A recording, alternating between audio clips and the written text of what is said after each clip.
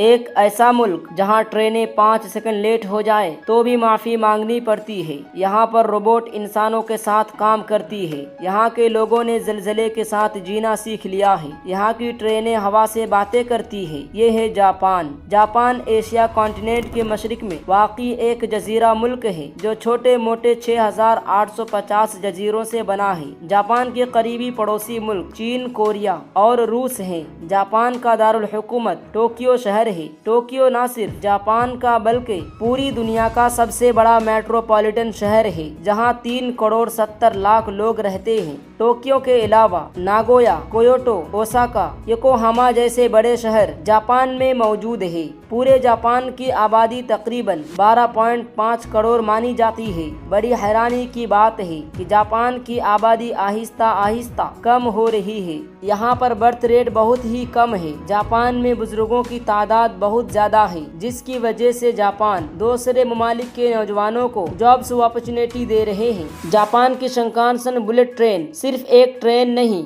एक इंजीनियरिंग का मोजज़ा है जो 300 किलोमीटर फी घंटा की रफ्तार से भी ज्यादा दौड़ती है। जापान टेक्नोलॉजी में दुनिया का लीडर बन चुका है। यहाँ पर आपको हर जगह robot hotels, AI cafe, automated stores देखने को मिल जाएंगे। यहाँ तक के बुजुर्गों की देखभाल भी रोबोट करते हैं। जापान पैसिफिक रंग ऑफ फायर में वाक़ई है। यहाँ हर साल हजारों छोटे मोटे ज़लज़ले आते हैं। इससे निपटने के लिए जापान में ज़लज़ला resistant building, advance warning system बने हुए हैं। जापान दुनिया का एक वाहिद ऐसा मुल्क है जो एटमी बम का शिकार हुआ। 1945 में वर्ल्ड वॉर 2 में अमेरिका ने जापान के हिरोशिमा और नागासाकी दोनों शहर पर एटम बम गिरा दिए, जिसकी वजह से पूरा मुल्क तबाह हो गया। एटमी हमले से जापान कई साल पीछे चला गया, लेकिन फिर जो हुआ उसे जापानी इकोनॉमिक मिरेकल कहा जाता है। जापान ने तेजी से इंडस्ट्रीज का तरक्की की, टेक्नोलॉजी में आगे बढ़ा और दुनिया की बड़ी इकोनॉमीज में शामिल हुआ।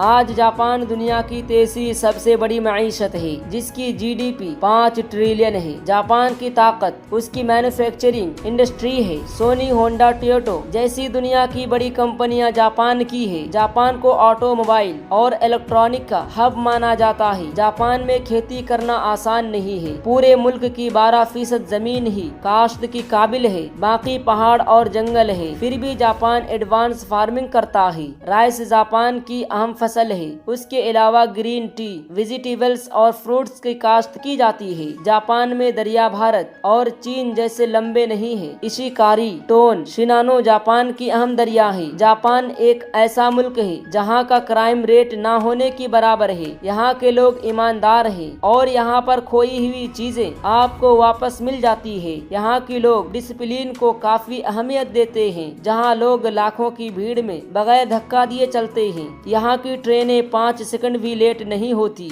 जापान अपने खाने के लिए भी काफी मशहूर है। साशिमी, टेम्पुरा, रामेन, सुशी जैसे जापान की मशहूर डिशेज हैं। यहाँ का खाना हेल्दी और लाइट वेट होता है। अगर दुनिया में कोई शहर फ्यूचर जैसा लगता है तो वह है टोक्यो। यहाँ का शिबुया क्रॉसिंग दुनिया का सबसे मसरूफ चौराहा है। रात में टोक्यो एक साइबर पिंक दुनिया जैसा लगता है। दोस्तों, अब बात करते हैं जापान की सबसे खूबसूरत सियाहती मकामात के बारे में। सबसे पहले है टोक्यो सिटी स्काई स्काइपर्स। घिरा हुआ टोक्यो कभी सोता नहीं है। ये शहर टेक्नोलॉजी और फ्यूचर का ग्लोबल हब है। जापान में घूमने आने वाले सियाह से सबसे पहले टोक्यो को ही विजिट करते हैं। टोक्यो की सड़कें रात दिन सियाहों से भरी रहती है। दूसरे नंबर पर है Mount Fuji. Mount Fuji Japan का सबसे ऊंचा पहाड़ है जो वर्ल्ड हेरिटेज साइट में भी शामिल है। ये सिर्फ एक पहाड़ नहीं बल्कि जापान का अलामत है। ये पहाड़ साल में 120 दिन ही दिखाई देता है।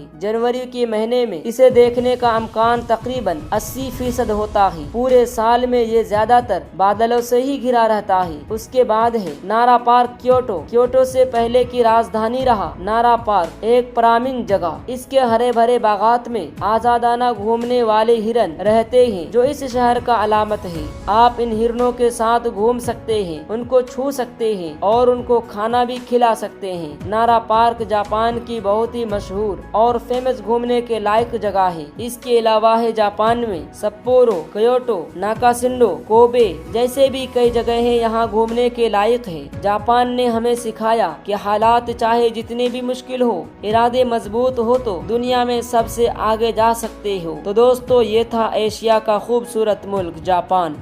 उम्मीद करता हूँ आपको ये वीडियो मालूमाती लगी होगी। वीडियो को लाइक करके चैनल को सब्सक्राइब जरूर कर लीजिएगा। तो फिर मिलते हैं अगली वीडियो में।